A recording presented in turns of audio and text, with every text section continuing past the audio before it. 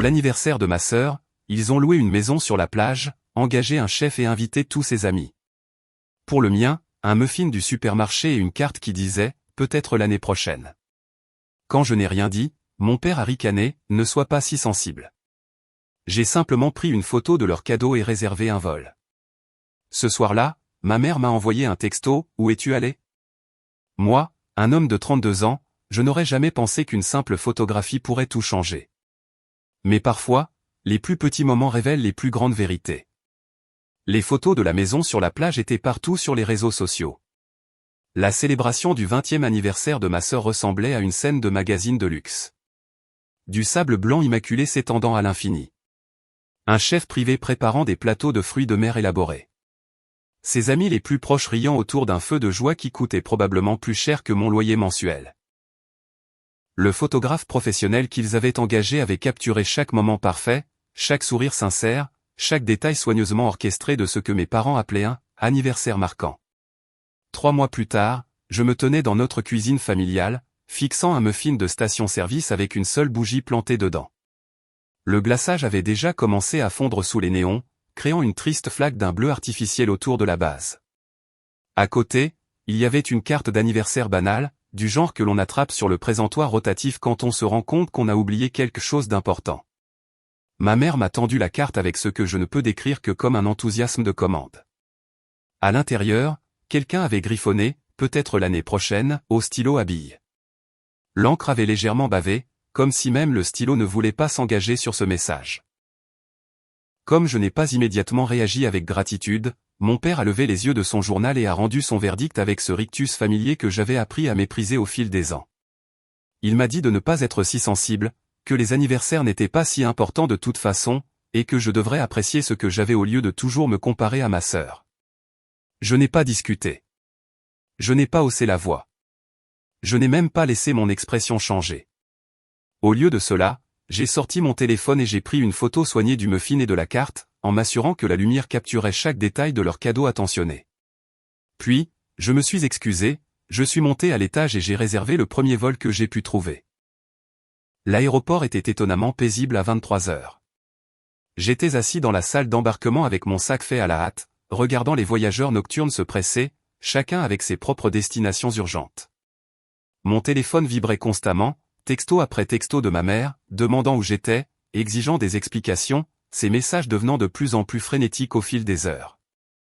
J'ai éteint mon téléphone et je suis monté à bord de l'avion pour Denver. Mon colocataire d'université, Jake, y avait déménagé il y a 5 ans et me suppliait de lui rendre visite depuis. Il est venu me chercher à l'aéroport sans poser une seule question sur la raison de mon apparition soudaine et sans préavis.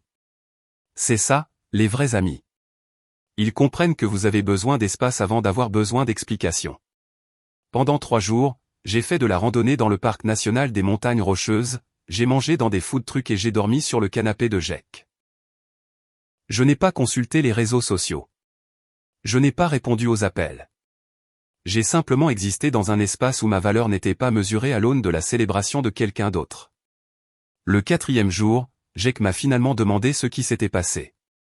Je lui ai montré la photo du muffin et de la carte, puis j'ai fait défiler l'album de la fête sur la plage de ma sœur. Il a longuement fixé les images avant de me demander si c'était le traitement habituel dans ma famille. J'ai réalisé que je ne l'avais jamais vraiment formulé auparavant. Comment chacune de mes réussites était accueillie par une reconnaissance polie, tandis que les siennes avaient droit à des parades. Comment le dîner pour ma remise de diplôme universitaire avait eu lieu dans une chaîne de restaurants, tandis que le sien s'était déroulé au country club. Comment ma promotion au travail avait mérité de brèves félicitations, tandis que son nouvel appartement avait nécessité une fête de famille avec champagne et amuse-gueule de traiteur. Jake a suggéré que je reste à Denver de façon permanente. Il connaissait des gens dans mon domaine, pouvait m'aider à trouver du travail, et sa ville me semblait être un endroit où je pourrais construire quelque chose qui m'appartiendrait entièrement. L'idée me terrifiait et m'enthousiasmait à parts égales. Mise à jour 1. J'étais à Denver depuis 2 semaines quand ma sœur a appelé. Elle avait obtenu mon numéro par Jake, d'une manière ou d'une autre, et voulait savoir quel était mon problème. Selon elle, je faisais une scène et je blessais nos parents avec ma disparition.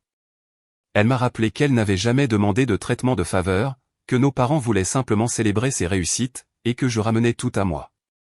Je lui ai demandé si elle se souvenait de mon 30e anniversaire, 2 ans plus tôt. Le silence s'est étiré assez longtemps pour que je sache que non.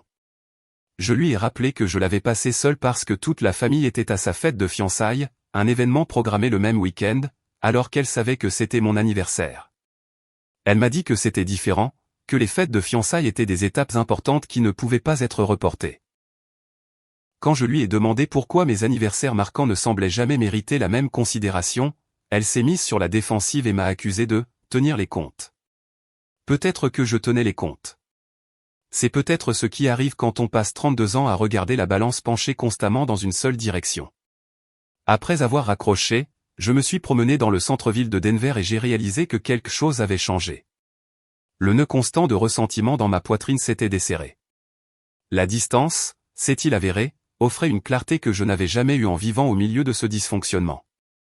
J'ai appelé l'ami de Jake, Marcus, qui travaillait dans une entreprise technologique du centre-ville.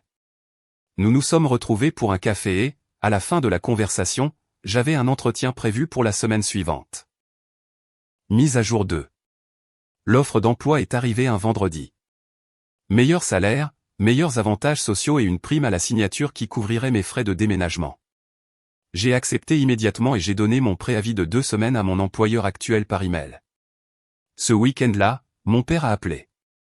Il avait appris par ma sœur que j'envisageais de déménager de façon permanente et voulait discuter de ma décision, comme des adultes. Il a pris l'avion pour Denver sans me le dire, se présentant à l'appartement de Jake avec le genre d'expression déterminée qui signifiait qu'il avait déjà décidé de l'issue de notre conversation. Nous nous sommes assis dans un café près de chez Jake pendant qu'il m'expliquait que je surréagissais à un simple malentendu. Mes parents m'aimaient tout autant que ma sœur, mais elle avait toujours été plus douée pour exprimer ses besoins et mieux organiser les fêtes. Si je voulais de plus grandes fêtes d'anniversaire, j'aurais dû les demander au lieu de bouder quand je ne les obtenais pas. J'ai sorti mon téléphone et je lui ai montré à nouveau la photo, le muffin fondant, la carte banale, le message, peut-être l'année prochaine. Puis je lui ai montré les photos de l'anniversaire de ma sœur sur la plage. Je lui ai demandé d'expliquer la différence en termes d'efforts, d'organisation et de dépenses entre ces deux célébrations. Il a étudié les images un instant avant de me dire que les amis de ma sœur avaient aidé à organiser sa fête, que ce n'était pas seulement le fait de mes parents, et que je ne pouvais pas m'attendre au même niveau de célébration si je ne faisais pas le même effort pour entretenir mes relations. Je lui ai demandé qui avait été invité à planifier ma fête d'anniversaire. La question est restée en suspens, sans réponse. Il a changé de tactique, me rappelant que la famille était plus importante que les sentiments blessés, que je jetais des relations par-dessus bord pour quelque chose d'insignifiant, et que je regretterais cette décision quand je serais plus vieux et seul. Je lui ai dit que j'avais déjà accepté l'offre d'emploi. Son expression a alors changé, la surprise laissant place à quelque chose qui ressemblait presque à du respect. Il m'a demandé si j'étais vraiment prêt à traverser le pays pour un gâteau d'anniversaire, et je l'ai corrigé, ce n'était pas à propos du gâteau. C'était à propos de 32 années passées à être traité comme une considération secondaire dans ma propre famille. Il a quitté Denver ce soir-là sans essayer de me faire changer d'avis. Mise à jour 3. Le jour du déménagement est arrivé plus vite que je ne l'avais prévu. Jake m'a aidé à charger mes affaires dans un camion de location pendant que j'essayais de digérer la nature surréaliste de tout recommencer à 32 ans. Mon téléphone était silencieux depuis des jours. Pas d'appel de ma mère, pas de texto de ma sœur, aucune tentative de réconciliation de la part de qui que ce soit. Le silence était à la fois libérateur et terrifiant. Mon nouvel appartement était petit mais lumineux, avec des fenêtres donnant sur les montagnes et des voisins qui hochaient poliment la tête dans les couloirs. J'ai passé ma première semaine à explorer la ville, à trouver une épicerie, à localiser le café le plus proche et à apprendre les lignes de bus pour mon nouveau bureau. Le deuxième samedi à Denver, je déballais des livres quand mon téléphone a sonné.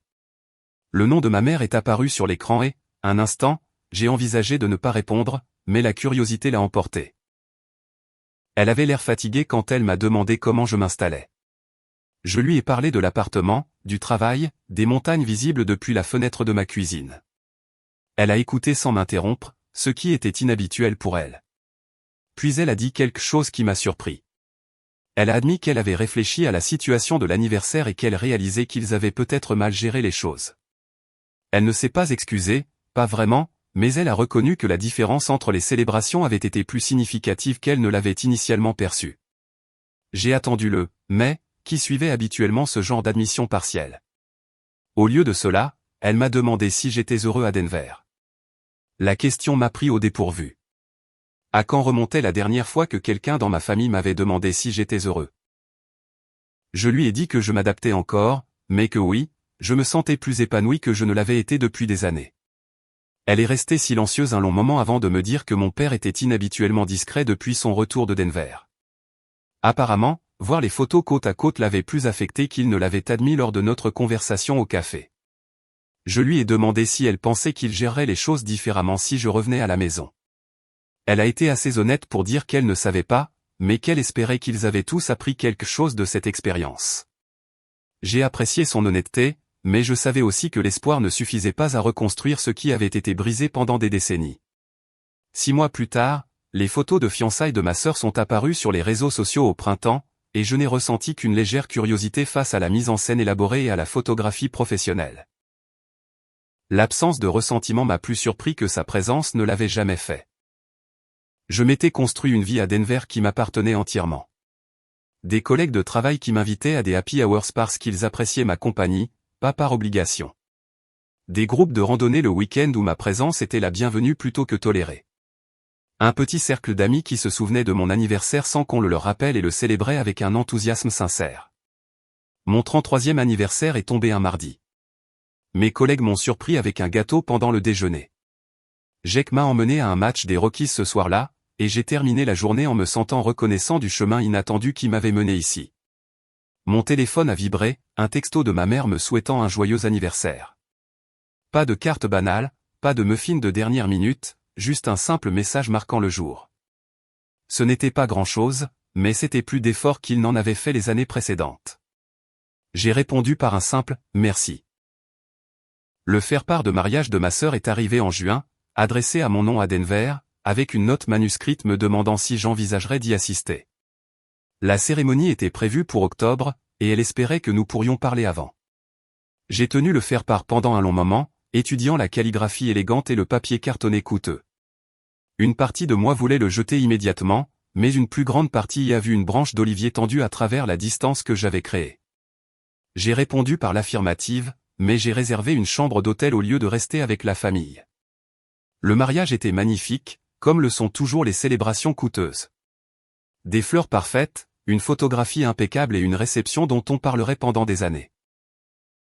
J'étais assis à une table avec des cousins éloignés et des amis de la famille, regardant mes parents rayonner de fierté en présentant leur fille et leur nouveau gendre à tous ceux qui voulaient bien les écouter. Pendant la réception, mon père s'est approché de ma table et m'a demandé si nous pouvions parler en privé. Nous sommes sortis dans le jardin de l'hôtel, loin de la musique et des rires. Il m'a dit qu'il avait réfléchi à notre conversation à Denver, aux photos que je lui avais montrées, au schéma qu'il n'avait jamais remarqué jusqu'à ce que je les lui signale. Il a dit qu'il était fier de la vie que je m'étais construite, même s'il aurait préféré que je la construise plus près de chez eux. Ce n'était pas exactement des excuses, mais c'était une reconnaissance. Parfois, c'est le mieux que l'on puisse espérer de personnes qui ont du mal à admettre leurs erreurs. Je lui ai dit que j'étais heureux d'avoir déménagé à Denver, que la distance m'avait donné une perspective que je n'aurais pas pu acquérir en vivant au milieu de vieux schémas. Il a hoché la tête et a dit qu'il comprenait, même si ça ne lui plaisait pas. Nous sommes restés dans un silence confortable pendant quelques minutes, regardant les montagnes au loin, avant de retourner à la fête. Le lendemain matin, je suis rentré à Denver avec un étrange sentiment de conclusion. Je m'étais prouvé que je pouvais construire une vie qui valait la peine d'être vécue sans attendre que les autres reconnaissent ma valeur. La validation que j'avais passé des années à chercher auprès de ma famille avait été remplacée par quelque chose de plus précieux, le respect de moi-même, gagné par mes propres choix et actions. Mon téléphone a vibré au décollage de l'avion. Un texto de ma sœur, me remerciant d'être venue au mariage et me demandant si je serais d'accord pour venir pour Noël. Elle promettait que les choses seraient différentes, qu'elle s'assurerait que je me sente inclus dans les célébrations familiales à l'avenir. J'ai regardé par le hublot de l'avion le paysage qui défilait en dessous et j'ai réalisé que je n'avais plus besoin de ces promesses. J'avais déjà trouvé ce que je cherchais, mais pas là où je m'attendais à le trouver. J'ai répondu que je réfléchirais pour Noël, mais que Denver était devenue ma maison maintenant. Certaines distances, une fois créées, deviennent permanentes, non par colère, mais par évolution. L'avion a viré vers les montagnes, et j'ai souri à la vue de la ville qui m'avait rendu à moi-même.